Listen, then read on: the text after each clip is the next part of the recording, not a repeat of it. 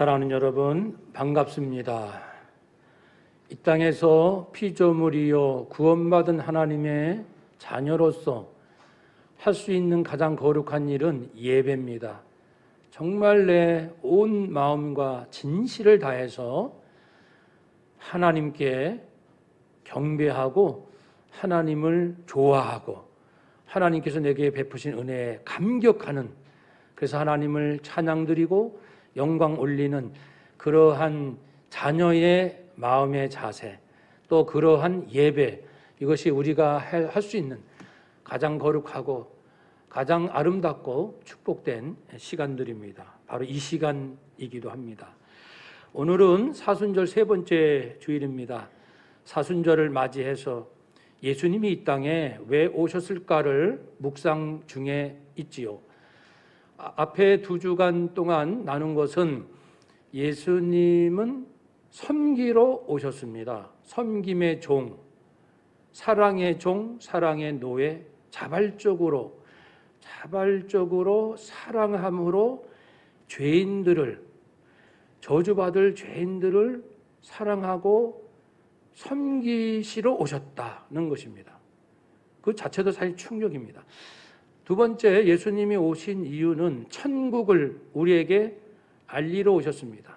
천상천국도 있고 우리 심령이 천국에서 누릴 그 놀라운 사랑과 기쁨과 평안을 누릴 수 있다라는 것을 알리기 위하여, 또 얻을 수 있도록 하기 위하여 회개하라고 촉구하셨습니다. 오늘 말씀에서는 2가지가 소개되지요. 예수님이 왜 이 땅에 오셨는가? 그것은 진리를 알리기 위하여, 또한 자유케 하시려고, 진리와 자유입니다. 그런데 이 4가지를 연결시켜보면 이렇게 됩니다. 예수님께서는 이 땅의 사람들, 눈에 보이는 것밖에는 알 수 없는 우리들에게 천국을 알리시고 누리게 하시는데, 그 천국을 누린다, 심령이 하나님의 그리스도의 성품으로 온전히 충만한 상태, 그런 상태가 되도록 하시는데, 그 결과가 오늘날 자유함입니다. 그 무엇에도 매이지 않는, 예수님이 그러셨잖아요. 바로 그 주님 안에 있는 진짜 자유함, 그것을 우리가 심령천국이 누리는 결과가 자유함인데요. 그리고 근데 이 자유함을 얻기 위해서는 진리가 필요합니다. 진리가 너희를 자유케 하리라. 그래서 진리가 무엇인지를 알아야겠죠. 진리를 통하여 자유하게 되고요. 예수님께서는 우리에게 진리를 가르쳐 주시되, 진리를 알려주시는 놀라운 방법은 이미 나눴던 것처럼 사랑으로, 섬김으로. 그러니까 창조주 하나님께서 피조물을 섬기시는 인간의 이 땅의 관습과 사람들의 가치로는 도저히 이해할 수 없는 창조주께서 죽어마땅한 죄인들을 섬기신다, 노예가 되신다, 자발적으로. 그러한 삶의 실천으로 진리가 무엇인지를 알려주셨고, 그래서 우리들은 진리와 사랑의, 자발적 사랑의 종으로 오신 예수님의 삶을 통하여, 진리와 주님의 삶을 통하여 천국을 누리게 되고 그 결과로 자유하게 된다라는 것이 오늘까지의 말씀이 되겠습니다. 오늘 본문의 앞부분에는 이런 내용이 나옵니다. 예수님은 하나님의 신성, 거룩한 신성을 지니시고, 그렇지만 예수님은 아버지 하나님과 한마음이시지만 하나님께 철저히 복종, 순종하신 분입니다 라고 소개했고, 오늘 본문에서는 진리가 너희를 자유케 하리라, 이 말씀을 해 주십니다. 네, 먼저 31절에 보면요, 예수님께서 자기를 믿은 유대인들에게 이르시되 너희가 내 말에 거하면 참으로 내 제자가 된다. 내 말, 예수님의 말, 예수님 말씀이 진리입니다. 예수님 말에 거하면 무슨 뜻일까요? 최소한 3가지 의미가 있어요. 예수님 말씀에 거한다, 그것은 예수님의 말씀의 절대성을 인정한다. 예수님은 본래 성자 하나님이십니다. 그렇기 때문에 절대 진리가 그분 안에 있습니다. 그분 안에. 유대인들은, 특히 바리새인들 이런 사람들은 그 메시아가 예루살렘이나 왕궁, 고등교육을 받은 이런 사람일 거라고 늘 믿어왔기 때문에 나사렛 촌구석에서 메시아가 나온다는 것은 상상할 수 없는 일이죠. 그렇지만 그러니까 예수님의 말씀을 절대 진리로 인정할 수가 없었습니다. 그러나 예수 그리스도의 말씀이 진리임을, 절대 진리임을 인정하는 자가 바로 말씀 안에 거한다는 것이고, 또 하나의 의미는 즐겁게 배운다는 뜻입니다. 즐겁게 배운다. 주님 말씀을 끊임없이 배우는 자. 제자라는 말 헬라어로 마데테스는 배우는 자, 끊임없이 겸손하게 배우는 자, 구도자의 자세. 탈무드 이야기 중 제가 좋아하는 내용이 있습니다. 제자들이 선생님께 랍비요, 아니 이 진리를 얻고 싶은데 진리가 어디 있습니까? 어렵나요? 그러니까 랍비가 아니지, 진리는 널려 있어 길바닥에. 그런데 왜 사람들이 진리를 이렇게 얻기 힘들어하죠? 그것은 그 진리를 줍기 위해서 허리를 굽히지 않기 때문이야. 주스면 되는데 허리를 굽히지 않아. 겸손하지 않다는 뜻입니다. 인간으로부터 시작된 모든, 물론 그게 중요하지만 인간으로부터 시작된 가치, 판단, 동기, 이 모든 것을 중지하고 하늘로부터 온 계시의 말씀. 아니 예수님께서 본래 하나님이셨고 아버지 하나님과 함께 영원전부터 계셨다는 걸 우리가 뭐 학교에서 배웁니까? 철학서적을 통해서 배웁니까? 예수님께서 친히 그렇게 말씀을 해주신 계시로 알게 됩니다. 그래서 겸손함으로 늘 배우는 자가 주님 말씀 안에 거한다는 것이고, 세 번째로는 그 말씀을 삶에 적용하여 그 맛을 맛보는 자. 예수님 말씀이 진짜다. 예수님 말씀대로 사니까 약속대로 내 심령 천국이 이루어지는구나. 이렇게 말입니다. 그래서 옥토에 뿌린 씨앗처럼 말씀에 순종해 봄으로써, 지식에 머무는 게 아니라 실천에 봄으로써 30배, 60배, 100배의 결실을 거두는 그러한 상태, 너희가 내 말에 거하면, 그런 뜻입니다. 내 제자가 되리라. 그리고 하신 말씀 32절, 진리를 알지니 진리가 너희를 자유하게 하리라 말씀이었습니다.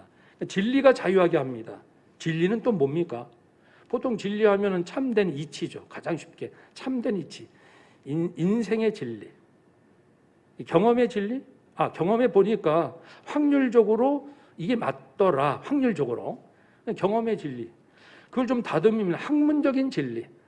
이런 모든 인문, 사회, 자연과학, 예술, 학문적인 진리를 추구하죠. 그러나 예수 그리스도께서 말하는 진리는 그런 진리가 아니고, 첫째는 그리스도 자신입니다. 쉬운 성경으로 요한복음 1장 14절 말씀에 말씀이, 로고스가, 진리가, 그런 뜻이죠. 말씀이 사람이 되셔서 우리 가운데 사셨습니다.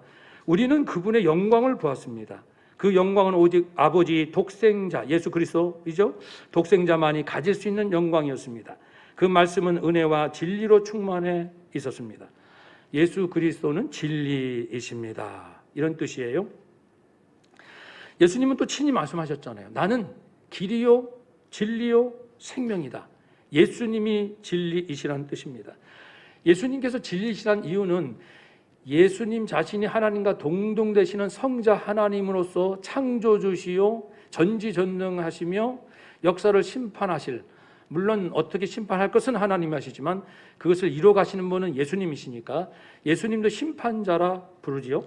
그래서 예수님 창조주로서 모든 것을 통치하는 분으로서 마지막 심판하는 자로서 그쯤 되면은 어떻게 됩니까?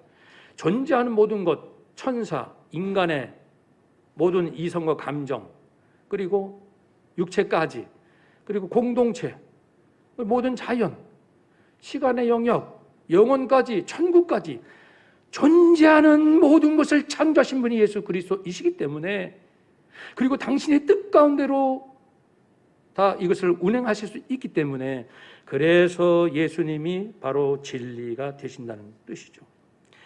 또한 진리란 예수님께서 가르치신 천국과 영생, 좀 더 구체적으로 들어가는 거죠. 예수님 자신이세요. 그리고 예수님이 알려주신 천국과 영생에 관한 내용이 진리입니다. 그래서 회개하면 얻을 수 있어요, 천국을. 회개라는 것은 단지 어떤 행동 잘못했다, 그것을 돌이키는 것뿐만 아니고 근본적으로 자신이 창조주 앞에 죄인인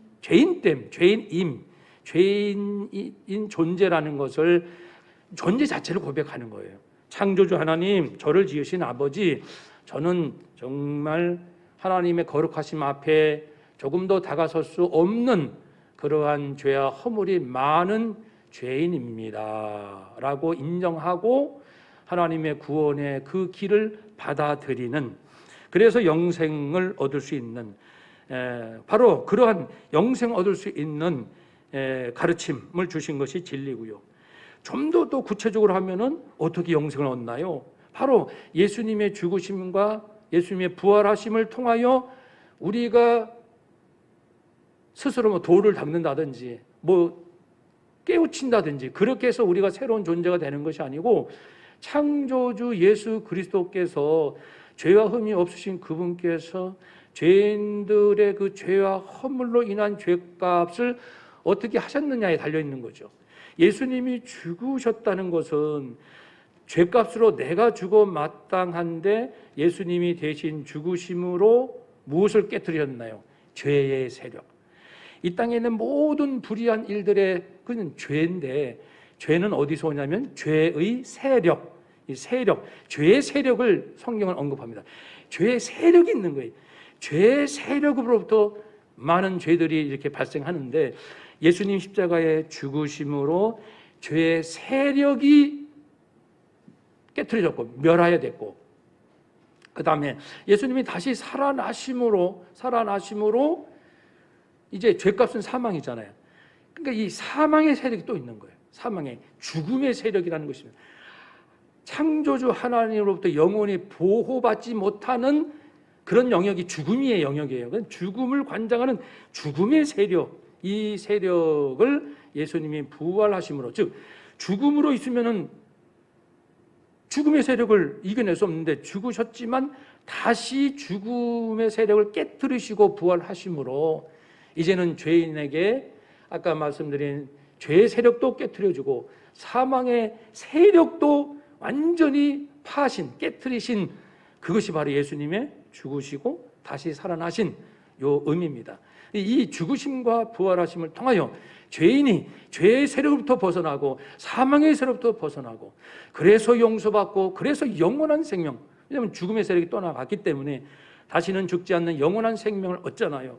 그래서 우리는 이제 주님을 통하여 진리신 그분, 그리고 피조물을 사랑으로 노예처럼 우리 죄인들을 섬기려 하셨던 그 주님의 그 사랑, 십자가 사랑으로 말미암아 주님의 죽으심과 부활로 통해서 우리가 이제는 죄의 문제도 사망의 문제도 다 벗어나서 참으로 구원받은 자여 영원히 살 자로 되었다. 이것이 진리의 내용입니다.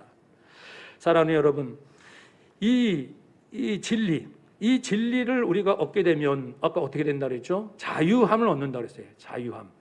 그러니까 지금 자유를 말하지 않는 것이 없어요. 정치적 자유도 있고요, 개인적인 자유도 있고, 언론의 자유, 표현의 자유, 예술의 자유, 종교의 자유. 네, 정말 사람들은 본능적으로 자유를 원합니다.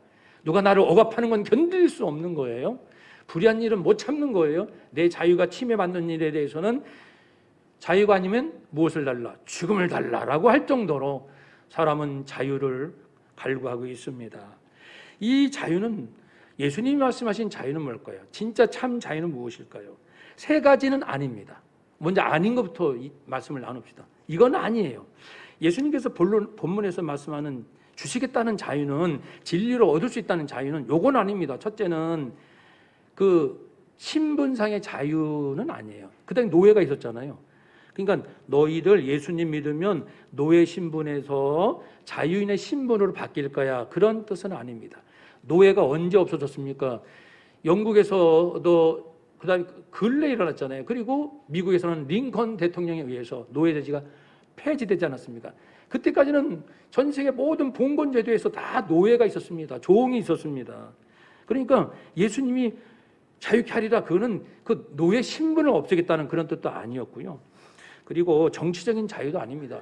이스라엘이 로마 통치를 받았고, 그러나 예수님 떠나신 다음에도 계속 이스라엘 땅은 1948년 독립할 때까지 2000년 동안, 바벨론부터 하면 2500년 동안 누군가의 통치를 받았습니다. 정치적 자유가 없었어요. 그러니까 예수님 말씀하신 것은 정치적 자유를 주시겠다, 그런 뜻도 분명히 아닙니다. 또한 오늘 본문에 있는 것처럼 아브라함 자손들이 자랑스럽게, 우리는요 아브라함의 자손인데 남에게 종이 된 적이 없는데 당신이 뭐길래 우리에게 뭐 자유케 한다 만다 이런 말씀하십니까? 이렇게 대들잖아요. 그러니까 예수님이 말씀하신 자유는 이스라엘 민족이 단지 하나님께 선택받았다, 그건 맞죠. 맞긴 맞죠. 그러니까 선민, 택함받은 민족이라는 그 자체가 얻을 수 있는 자유는 아니라는 겁니다. 주님이 주시는, 왜냐하면 이스라엘 백성 중에도 수없이 불순종하고 하나님 앞에 수없이 징계받고 때로는 멸망당한 자들도 많았고, 그러니까 택함받은 민족의 이것도 아닙니다. 그것도 자유가 아니에요. 그러면 무엇입니까? 죄로부터 자유죠. 그래서 죄의 종, 죄를 짓는 자는 죄의 종이라는 말씀을 하신 것처럼 죄로부터, 아까 말씀드린 죄의 세력, 사망의 세력으로부터 완전히 벗어나는 것을 자유라고, 참 자유라고 말씀합니다. 사랑하는 여러분, 그래서 이 자유는 그게 벗어남인데, 벗어나기 위해서는 영적인 무지에서 벗어나야 그 예수님을 영접할 수 있습니다. 왜 누구는 성경을 읽으면서 예수님을 영접하고, 누구는 성경을 똑같이 보고 연구하면서도 예수님을 여러 석과 공자처럼 나란히 반열해 놓고 똑같이 말씀을 마치 연구 대상 자료 놓듯이 성경, 불경 뭐 놓고 똑같이 해서 자기 잣대로 이러니 이렇다, 이러니 이렇다, 이렇게 하는 자는 그리스도를 만날 수가 당연히 없지요. 영적인 무지에서 벗어났습니다. 자기 틀에서 종교 간의 비교해서 말할 수는 있어도 생명 진리, 구원의 진리를 얻을 수는 없어요. 영적으로 무지하기 때문에 그렇습니다. 영적으로 무지한다는 것은 하나님의 존재를 모르고 삼일째 하나님을 알지 못하고, 인간이 어떻게 시작됐고 인생의 목적, 어떨 때 진짜 인간이 참으로 평안하고 기뻤는지, 어떻게 우리가 살고 있는 세상이 어떤 원리가 지배되고 있는지, 인간의 역사는 누가 의도하며 이끌고 가고 있는지, 죽음 이후의 심판은 어떤 심판인지, 과연 천국은 있는지, 이 세계를 아는 것이 영적인 세계를 아는 거고, 이걸 모르면 영적으로 무지하다고 합니다. 영적으로 무지하게 되면은 예수님의 죽으심과 부활의 의미를 모르기 때문에 주님을 나의 그리스도로, 나의 주님으로 영접할 수가 없어서 그에게는 영생도 주어지지 않고 아무것도 안다고 말할 수 없는 거죠. 우리가 영적인 무지에 빠지면은 반드시 창조주의 뜻을 거스르면 피조물은 뭔가 탈이 나게 되어 있습니다. 뭐라도 탈이 납니다. 그것이 우리 사회가 지금, 아니 전 세계에 겪고 있는 고통 아닙니까? 심리적인 어려움들 아닙니까? 정말 언급하기도 싫지만은 우리나라 노인 자살률이 OECD 국가에서 제일 높습니다. 2015년 기준으로 보통 평균 나라에서는 노인들이 한 해에 약 19명이 자살합니다. 근데 우리나라는 59명이 자살합니다. 이 2015년이니까 지금 더 많을 수도 있습니다. 왜 이렇게 자살합니까? 가장 큰 원인은 우울하다는 겁니다. 마음이 우울해요. 왜 이렇게 우울하십니까? 여러 가지 이유 중에 가장 큰 이유는 외로움. 나 외롭습니다. 외로움. 관계가 상실한 거예요. 자녀들의 사랑, 누구 사랑을 받고 싶은데, 사랑을 하고 싶은데 사랑하지도 받지도 못하는 외로움입니다. 그리고요, 노인들뿐 아니고 우리의 모든 세대 사람들이 적어도 두 가지 마음에 힘들어합니다. 하나는 짓눌리는 마음에 죄책감으로 짓눌리고, 여러 가지 두려움으로 짓눌리고, 그리고 이 염려나 불안이나 죄책감이나 이 모든 것을 통틀어서 이런 것들이 나를 짓누른다고 할 때 종합적으로 표현하는 말이 스트레스입니다. 스트레스를 받았다 이거예요. 두려움으로 받았던, 불안으로 받았던, 죄책감으로 받았던 이제 스트레스를 받는. 근데 반대로 이 짓눌리는 거 말고 이제 텅 빈, 좋은 의미의 텅 빈 것이 아니라 이제 허탈함, 허무함. 뭐가 있어야 될 게 없는 거예요. 자기 생각에. 나 이렇게 기대했는데 채워지지 않으면 상실하고, 상실감, 실망감, 관계가 이렇게 있어야 되는데 채워지지 않으면 외롭고, 분명히 여기 참된 뭐가 있을 줄 알고 여기까지 왔는데 열어보니까, 뚜껑 열어보니까 아무것도 없어요. 허무함, 의미를 상실하는 이 텅 빈 마음, 허탈한 마음, 짓눌리는 마음, 반대로 허탈한 마음, 이런 것들은 전 세대 누구에게나 있습니다. 그런데 진리를 모르는 결과를 이렇게 우리가 겪고 있다는 걸 말씀드립니다. 그런데 정말 안타까운 소식은 뭐냐면요, 최근에 기독교의 새 기관이 합동으로 19에서 39세까지 기독교 청년 700명의 심리 상태를 조사를 했는데, 그 중에 20%는 자신의 미래에 아무런 희망이 없다고 말합니다. 저요? 아무런 희망이 없어요. 살면 뭐예요? 그런 거죠. 근데 27%는 심각하게 자살을 생각해 본 적이 있어요. 기독교 교회 다니는 청년들 27%나 저요 심각하게요 자살할까? 이런 생각을 해본 적이 있어요. 47%는 저요 매일 피곤하고요, 생기도 없고요, 무기력하고요, 우울하고요, 살 재미도 없고요. 아니, 하나님을 믿는 청년들이 이쯤 되면은 돈이 최고라고 말하고 불공평한 세상에 대해서 분노에 가득 찬 이 땅의 젊은이들의 마음 상태는 오죽하겠습니까? 이건 보통 심각한 문제가 아닙니다. 지치고 힘들어가는 인생들에게 주님은 늘 말씀하셨죠. 수고하고 무거운 짐진 자들아 다 내게로 오라. 진리인 내게로 오라. 내가 너희를 쉬게 하리라. 진리가 너희를 쉬게 하리라. 진리가 너희를 자유케 하리라. 동일한 말씀입니다. 그 진리 안에 들어가면 사랑을 발견해요. 사랑 안에는 두려움이 없어요. 온전한 사랑이 두려움을 내어 쫓습니다. 왜 이렇게 세상이 두렵나요? 온전한 사랑이 없어요. 저 사랑하는데요, 사랑 주고받고 하는데요, 근데 그 사랑 때문에 상처받고, 많은 상처는 가정에서 시작되는 거예요. 부모가 자식을 사랑한다고 하는데 상처받고, 자식도 부모를 공경한다 하는데 부모가 상처받고, 형제지간에 상처받고, 사랑한다고 하는데 전부 상처 주고받고. 왜 그럴까요? 그리스도의 십자가 사랑, 이 사랑이 아니고서는 사랑한다 하면서 이기적인 사랑, 계산적인 사랑, 어떤 걸 기대하는 사랑, 그런 사랑은 사람에게 결국은 상처 주고 자기도 실망하고 허무에 빠질 뿐입니다. 그래서 진리가 너희를 자유케 하리라. 참 진리에 이르라고 그토록 말씀하십니다. 진리의 자유함을 얻으면 어떻게 될까요? 조금 더 실감 있게 한번 이해를 해봅시다. 자유함은 예수님을 제대로 알면 자유한다? 어떤 거예요? 자유한다는 것이. 그럼 아까 그 청년들이 가장 지금 마음에 이 상한 마음이 뭐냐면요, 첫째는 착하게 살면 성공하기 힘들어요, 이런 말을 해요. 착하게 살면 성공하기 힘들어요. 부모의 도움 없이는 성공하기 힘들어요. 계층 이동 간 사다리가 끊어졌어요. 이 세상에서는 돈이 최고라고들 해요. 인생은 출발부터 불공평해요. 젊은이들이 이 안에 폭탄이 있는 거예요. 대한민국을 다 폭발시키고 싶은 마음이 있는 거예요. 표현을 안 해서 그렇죠. 와, 폭탄을 하나씩 다 갖고 있는 거예요. 그때 만약 예수님께서 그 청년들에게, 예수 믿는 청년들, 안 믿는 사람은 말이 안 통하니까 믿는 자에게 진리가 너를 자유케 하리라 라고 만약에 말씀하신다면 이게 무슨 뜻일까요? 아마도 이 신약 성경에 예수님과 예수님 말씀을 풀어낸 바울 서신과 신약 성경의 말씀들을 근거해서 풀어보면 이렇게 될 거예요. 주님, 착하게 살면 성공하기 힘들어요. 사도 바울은 선한 싸움 싸웠다. 우리 예수님, 나는 사람들의 사랑의 종이 되기로 난 자발적으로 그 길을 걸어갔다. 나는 부활했고 모든 이름 위에 뛰어난 영광을 이뤘다. 바울은 의의 면류관을 받았다. 그러니까 끝까지 선하게 살렴. 인간적인 의지가 아니라 정말 성령의 말씀의 십자가 사랑으로 선하게 끝까지 그 길 가렴. 그 길이 네가 사는 길이다. 부모의 도움 없이는 성공하기 힘들어요. 육신의 부모 물론 도움이 필요하죠. 아버지 하나님이 계시지 않니? 너를 위하여 생명 바치신 예수 그리스도가 계시지 않니? 언제 어디서나 사람은 도우지 못해도 항상 도우며 계시는 성령님이 계시지 않니? 너에게는 삼일째 하나님께서 너를 돕기 위하여 계시단다. 계층 이동 사다리가 끊어졌어요.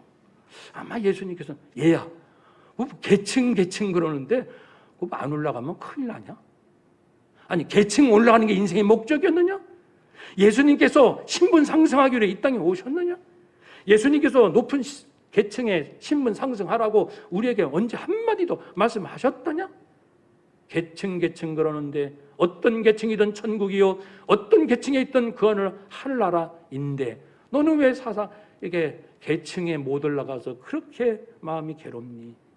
계층이란 천국 앞에 다 무의미하단다. 아마 그렇게 말씀하지 않을 거예요. 주님, 이 세상에는요 돈이 최고라고요. 돈이 중요하죠. 이렇게 말씀하지 않을까요? 돈이란 내 인생에 다른 사람의 도움 없이 자립해서 내 삶을 꾸려나갈 수 있는 돈이면 족하다. 나머지 돈은 어려운 이웃을 돕기 위한 선교, 전도, 구제, 봉사 돕기 위한 데 쓰려고 너 살지 않니? 네 인생의 목적이 그거 아니었어? 너 돈 다 벌어서 네가 다 쓰려고 그랬구나 그럼? 무엇으로 자족하겠느냐? 자족이 정리가 돼야 되고 나머지 물질은요, 저는 저를 위해서 계속 쓰려고 했던 거 아니에요. 그렇다면은 돈을 보는 눈이 달라지지 않겠습니까? 주님, 인생 출발부터 불공평하다고요. 아시잖아요. 그럼 주님이 하면 그러실 거예요. 불공평은 주님이 재림하실 때까지 이 세상은 불공평할 거예요. 우리는 전 세계 언제나 정도의 차이는 있지만 언제나 이 세상은 불공평합니다. 왜요? 인간이 악하고 이기적이고 불의하기 때문에 이 세상은 불공평합니다. 이 세상에 무슨 희망을 줍니까? 참으로 공평하신 분은 오직 하나님이십니다. 아무 조건 없이 사람들을 구원하시고 용서하시고 그 믿음으로 자녀 삼으신 그 하나님이 공평하시지 않나요? 언제나 누구나 사랑하면 그 사랑으로 두려움을 다 쫓아낼 수 있도록 하는 이 사랑의 법, 사랑의 능력 누구에게나 주신다고요. 공평하시지 않나요? 앞으로 어떻게 살았는지를 마지막 심판 평가받을 날이 올 때 다른 것으로 평가하지 않는다 그랬잖아요. 주님의 말씀 사랑했느냐? 하늘의 사랑으로 사랑했느냐? 그걸로 평가하신다고 말씀을 하셨는데 그 기준에 의해서 살면 되잖아요. 뭐가 주님 앞에서는 불공평합니까? 주님은 공평하십니다. 주님 나라 안에 사십시오.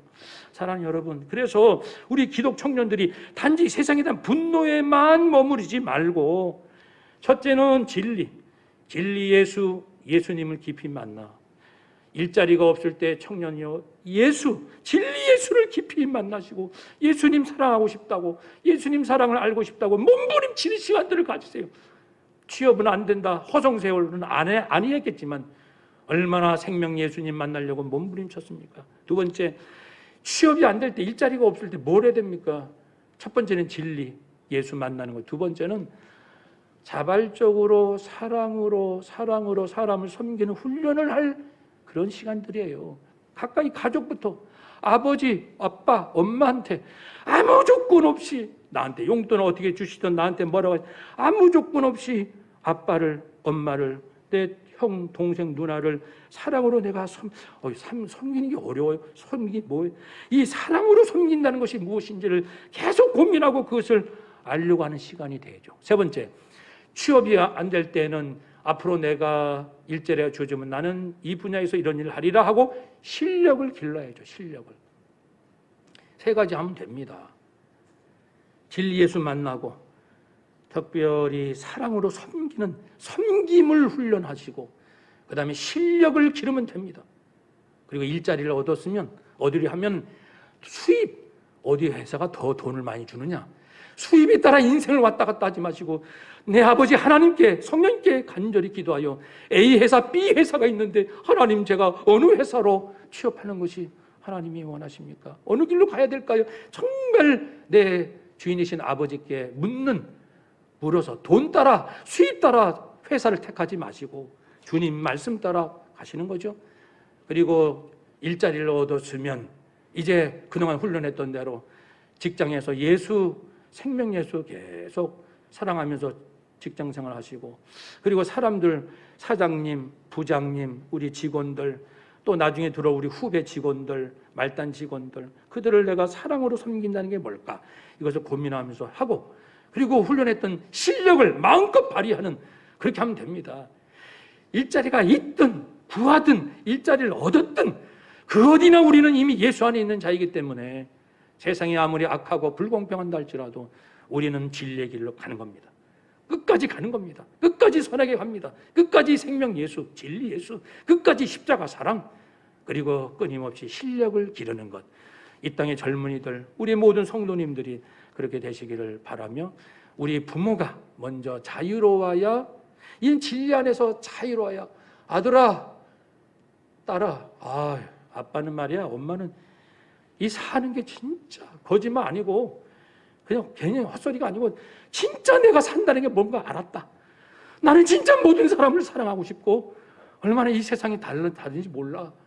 나는 주님으로 만족하고, 이런 고백을 하면요, 자녀들이 진짜 영적으로 뒤집어집니다.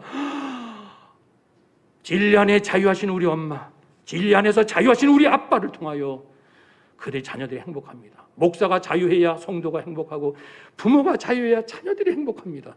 사랑하는 여러분, 이 땅의 어려움을 한탄하지 마시고 나부터 진리 안에, 예수 안에 진정한 자유함을 누리시기를 주의 이름으로 축복합니다. 아멘.